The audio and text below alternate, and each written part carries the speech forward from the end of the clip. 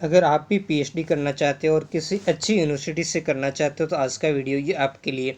आज के वीडियो के अंदर एक हम शानदार एक ग्रेड स्टेट यूनिवर्सिटी के बारे में देखिए। हालांकि ये यूनिवर्सिटी डिम्ड यूनिवर्सिटी है, विद्यापीठ है, लेकिन यहाँ पर आपको इसकी रैंकिंग्स और यहाँ पर जैसे आपको इस यूनिवर्सिटी के अंदर आपको शोध केंद्र भी मिलेगा, जैसे जिसके अंदर अगर आप गांधी जी पर अच्छा काम करना चाहता हो तो इससे बेटर आपके लिए कोई विकल्प नहीं रहेगा। इसके अलावा यहाँ पर ट्राइबल पर भी काफ़ी कुछ आपको जो सोर्सेज है वो इसके शोध केंद्र में आपको मिल जाएंगे, उपलब्ध हो जाएंगे। यहाँ की जो लाइब्रेरी है वो लाइब्रेरी भी बहुत ही शोध करने वाले विद्यार्थियों के लिए उपयोगी साबित होने वाली है। इससे पहले दोस्तों मैं आप सबसे रिक्वेस्ट करूंगा कि वीडियो को लाइक कमेंट शेयर जरूर करें, उससे हमारा मोटिवेट बढ़ता है। इतनी आप कंजूसी नहीं करें और चैनल पर पहली बार आए तो चैनल को सब्सक्राइब जरूर करें, ताकि मैं भी आपके लिए ऐसे और भी वीडियो लेकर आऊँ। और इसके लिए ऐसे वीडियो और प्राप्त करने के लिए आप नोटिफिकेशन ऑल पर भी क्लिक करें। तो सबसे पहले हम इसकी देख लेते हैं, सीटें किस सब्जेक्ट के अंदर कितनी सीट्स यहाँ पर निकल कर सामने आई है। तो यहाँ पर आप देख सकते हो ये आपके सामने सीट्स है, बहुत अच्छी खासी सीट्स यहाँ पर निकल कर आई है। जैसे गुजराती में यहाँ पर 6 सीट है, यहाँ पर ये एक EWS की है। फिर यहाँ पर देखो SC/ST एक का मतलब इन दोनों में से कोई भी कैंडिडेट यहाँ पर लिया जाएगा। OBC की 2 है और अनरिजर्व 2 कैटेगरी है। मतलब आप यहाँ पर अदर स्टेट के हैं तो भी आप एप्लीकेशन डाल सकते हैं। इसके अलावा इसकी सारी डिटेल्स हम कवर करेंगे, इसकी योग्यता क्या रहने वाली, इसमें रिजर्वेशन क्या रहने वाला, सभी चीज़ पर हम डिस्कस करेंगे। ऑल ओवर्स इंडिया की कैंडिडेट यहाँ पर एप्लीकेशन डाल सकते हैं। हिंदी के अंदर आपकी जो टोटल 2 सीट्स हैं, इंग्लिश के अंदर 8 सीट है, इकोनॉमी में 9 सीट है, सोशियोलॉजी में 1 सीट है और सोशल वर्क में 10 है। और यहाँ हिस्ट्री में आप देखना बहुत अच्छी सीटें हैं, 14 सीटें यहाँ निकल कर आई है। और इनका सबसे ज़्यादा अभी वर्तमान समय के अंदर आपने देखा पिछले समय काफ़ी अच्छे वेबिनार वगैरह का जो आयोजन, संगोष्ठियों आदि का इन्होंने आयोजन करने का कार्य किया था। तो मतलब बहुत अच्छा कार्य यहाँ पर हो रहा है। और इतिहास से संबंधित तो यहाँ पर इतिहास से संबंधित फैकल्टीज़ भी काफ़ी अच्छी हैं। अगला जो जर्नलिज्म में 5 है, कंप्यूटर साइंस में 7 है, गांधीयन थॉट्स में 3 सीटें। हालांकि इसका काम ही गांधीयन थॉट्स पर है, लेकिन इस बार सीटें कम आई, लेकिन बाकी सब्जेक्ट में भी आप इस पर कार्य कर सकते हो। एजुकेशन में 17 है और उसके बाद में आपके माइक्रोलॉजी में 13 है, केमिस्ट्री में 8 है, फिजिक्स में 3 है और फिजिकल एजुकेशन में सबसे ज़्यादा है, 48 सीटें यहाँ देखने को मिल रही हैं। और योग विद्या में 2 सीटें और रूरल मैनेजमेंट में 15 सीटें हैं। तो आप ग्रामीण क्षेत्र में भी काम करना चाहते, इस तरीके से कुल यहाँ पर 171 सीट्स हैं। और इन 171 सीट्स पर आप जो दिए गए 17 सब्जेक्ट के अंदर आप एडमिशन ले सकते हैं। अब हम ये देख लेते हैं कि ये आखिर नोटिफिकेशन कहाँ से निकल कर आई है। तो ये गुजरात विद्यापीठ जो अहमदाबाद के सेंटर के अंदर स्थित है, बहुत ही अच्छी यूनिवर्सिटी और अच्छी लोकेशन पर स्थित है। PhD प्रवेश 2021 ये माहिती है अर्जी पत्र। तो अगर आप गुजराती पढ़ सकते हो तो आप देख ही सकते हो और मैं आपको हिंदी में बता दूंगा। जो मैंने आपको सीट्स बताई वही सीट्स यहाँ पर दी गई, जैसे गुजराती में 6, हिंदी में 2 मैंने पहले आपको बताई वो कैटेगरी वाइज थी। इतिहास में 14, ये सारी सीट्स यहाँ दी गई है। इसके बाद हम इसकी सूचनाओं पर देखेंगे। तो यहाँ पर आप जब इसकी सूचनाओं पर जाएंगे तो यहाँ पर जैसे आपकी प्रवेश की फ़ीस भी बिल्कुल नाम मात्र की फ़ीस रखी है, सिर्फ 500 रुपये आपको फीस भरनी है। और ये भी ध्यान देना है कि यहाँ पर जो नेट JRF वाले उनको प्रवेश परीक्षा से छूट प्राप्त हैं, लेकिन उनको फॉर्म भरना पड़ेगा, 500 रुपये फीस उनको अदा करनी पड़ेगी, जो कि क्या ये वापस नहीं मिलेगी, यानी नॉन रिफंडेबल है। PhD के जो अभ्यास की जो जायरात मतलब इसका जो विज्ञप्ति है वो आगे जो हमने देख लिया उसके अनुसार रहेगी। और इसमें कौन कौन सी आपकी योग्यता है वो देख लेते हैं। योग्यता MA, MBA, MCOM, MSc, ये जो भी आप देख लीजिए इनमें से आपकी कोई योग्यता। और बाकी यूनिवर्सिटी से बहुत अच्छा है क्योंकि इसकी रैंकिंग भी अच्छी है, तो इसने 55% होना चाहिए। अमूमन हम देखते हैं कि अधिकतम 50% होता है और छूट प्राप्त कैंडिडेट को 45% होना चाहिए इन सब्जेक्ट में, लेकिन इस यूनिवर्सिटी में 55% हैं। यानी जो जनरल कैटेगरी के हैं उनके 55% होने चाहिए और अनुसूचित जाति, जनजाति और जो अन्य वर्ग के हैं नॉन क्रिमिनल श्रेणी के उनके लिए 50%। लेकिन आरक्षण उन्हीं को मिलेगा जो गुजरात स्टेट के हैं, यानी गुजरात गवर्नमेंट के नियम के अनुसार ही यहाँ पर रिजर्वेशन मिलने वाला है। जो इसकी जो यहाँ पर इन्होंने कहा था अनुस्थानक के जो अंतिम वर्ष या अंतिम जो सत्र है उसका अगर परिणाम बाकी है और सत्र जो 3 वर्ष का जो परिणाम ऊपर दिखाए अनुसार है तो वो भी यहाँ पर फॉर्म भर सकते हैं, है ना। मतलब एमए वगैरह में आप अंतिम साल के हैं और आपका जो रिजल्ट अगर आना बाकी है तो भी आप फॉर्म यहाँ पर डाल सकते हैं। फिर अगला हम देखेंगे प्रवेश पत्र। यहाँ पर ये इसकी वेबसाइट दी गई है, इस वेबसाइट पर भी मैं आपको ले चलूँगा। तो वेबसाइट पर अपडेट से ये यहाँ पर डेट है, ये 19/7 यानी कल से इसके फॉर्म भरने स्टार्ट होंगे 11 बजे से, जो सुबह 11 बजे से इसके फॉर्म शुरू होंगे और 7/8 यानी 7 अगस्त 2021 को दोपहर के 12 बजे तक। ध्यान रखना राहत का आप वेट नहीं करें, 12 बजे तक ही है, 12 बजे से पहले पहले आपको फॉर्म ऑनलाइन भरना होगा। आपको यहाँ पर कोई भी प्रकार की ऑफलाइन की सुविधा नहीं है, ऑनलाइन ही आपको फॉर्म इस वेबसाइट पर जाकर के आप ये गुजरात जो विद्यापीठ.org जो वेबसाइट है यहाँ पर जाकर आपको फॉर्म भरना है। और डेट्स दोबारा सुन लीजिए, 19 जुलाई 2021 यानी कल से 11 बजे शुरू होगा फॉर्म और 7/8/2021 यानी 7 अगस्त 2021 को दोपहर के 12 बजे तक ही आप फॉर्म भर सकते हैं। फॉर्म भरने का मोड ऑनलाइन है और आपको कोई हार्ड कॉपी जमा नहीं करवानी है। हार्ड कॉपी नहीं जमा करवानी तो कब लेकर जानी वो यहाँ लिखा है कि जो आपने ऑनलाइन फॉर्म यानी अर्जी पत्र जो भरते हो और प्रवेश परीक्षा की हॉल टिकट यानी जो एडमिट कार्ड है उसकी हार्ड कॉपी आपको अपने पास में रखनी है। और ये अर्जी पत्र सहित यानी जो आपका जो एप्लीकेशन फॉर्म उसके साथ में कोई भी प्रकार के दस्तावेज की हार्ड कॉपी मोकलवानी यानी इस यूनिवर्सिटी में आपको नहीं भेजनी है किसी भी प्रकार की, ठीक है, आप ध्यान रखना। और आपको जो फीस 500 रुपये कैसे भरनी है, ये SBI कलेक्ट के माध्यम से भरनी है और इसके माध्यम से आप भर करके फिर आपको यहाँ पर जो एक नंबर मिलेगा या इन्होंने कहा DO नंबर, वो अर्जी में आपको दर्शाना है और पावती की एक नकल आपको अपने पास रखनी है ना, आपको अपने पास सुरक्षित रखनी है ताकि किसी प्रकार की अगर समस्या हो तो आप उसको बता सके।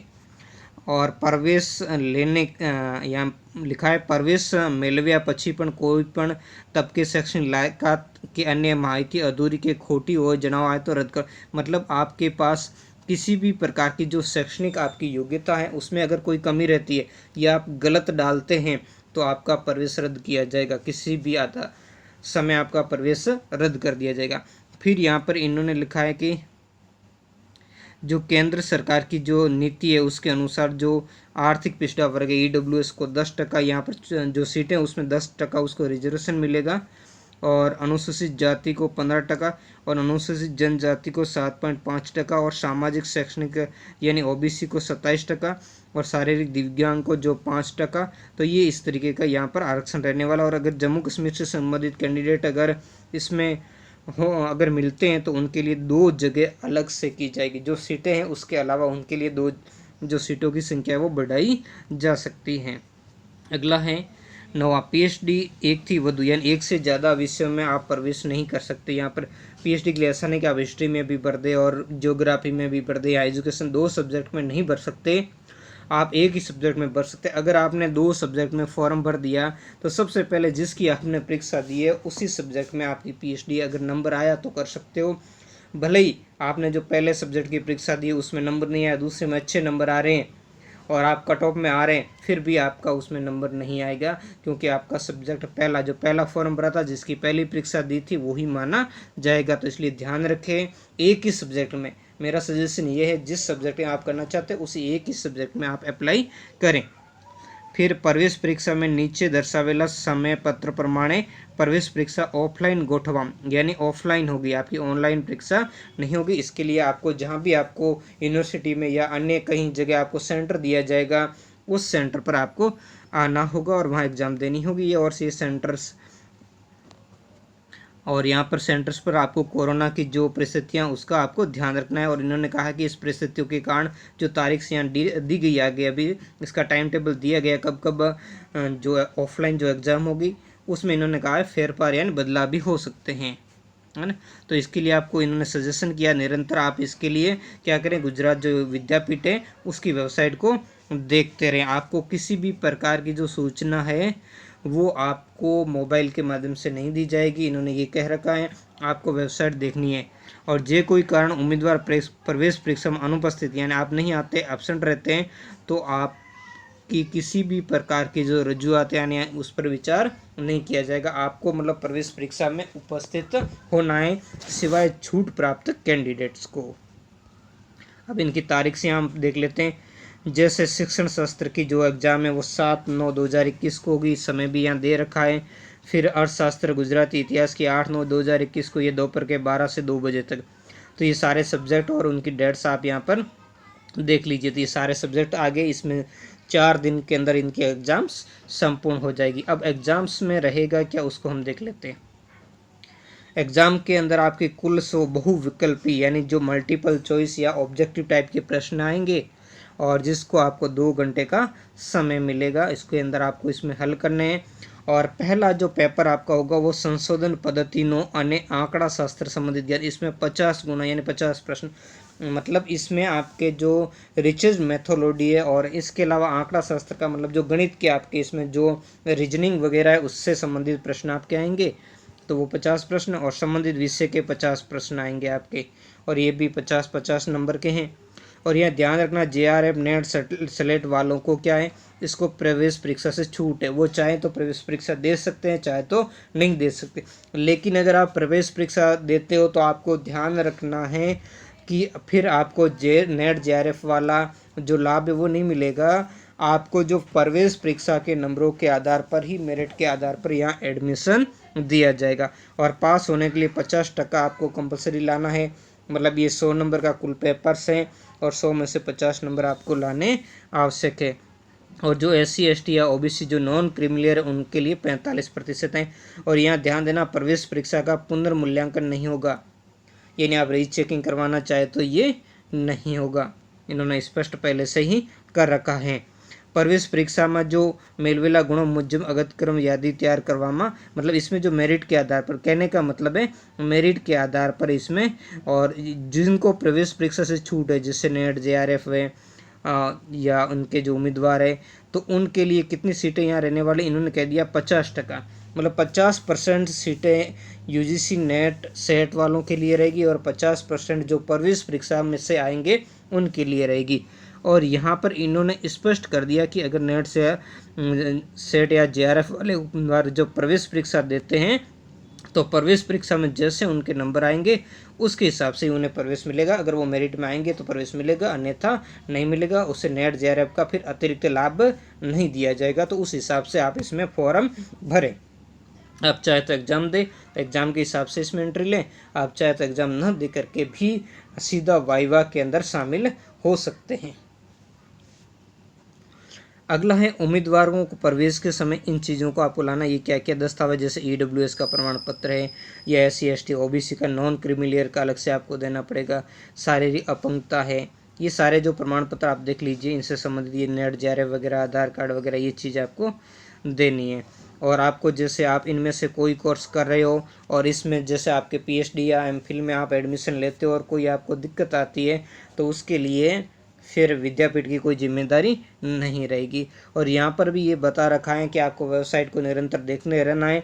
आपको किसी भी प्रकार की सूचना फ़ोन के माध्यम से नहीं दी जाएगी। और सबसे बड़ी बात है कि ये इन नंबरों को आप नोट करें। आप जिस सब्जेक्ट में आप PhD करना चाहते हो, संबंधित विषय के आप मार्गदर्शक यानी गाइड से आप संपर्क कर सकते हो। उनके फ़ोन नंबर दिए हैं और उनकी स्पेशलाइजेशन जान सकते हो और उनसे अपना जो रिसर्च का विषय है जिसके आधार पर आप प्रपोजल बनाओगे उसका डिस्कस कर सकते हो। लेकिन ये आपको मेरे हिसाब से सजेशन यही, अगर आपका नंबर आता है तो उसके बाद में प्रवेश परीक्षा में या जैसे JRF वाले आप पहले भी संपर्क कर सकते हैं। जब आपको उचित लगे उसके हिसाब से इन नंबरों पर आप संपर्क कर लीजिए, ठीक है। और अगर आपको फॉर्म भरते समय कोई टेक्निकल समस्या आती है तो ये नीचे नंबर दिए, इस नंबर पर आपको कॉल करके आप सहायता ले सकते हो। तो ये सारी जानकारी थी, ये इंडेक्स हमने पहले ही देख लिया था। वीडियो कैसा लगा कमेंट करके ज़रूर बताएं। ऐसे ही और वीडियो चाहिए तो वीडियो को लाइक कमेंट शेयर ज़रूर करें और चैनल को सब्सक्राइब करना न भूलें। धन्यवाद।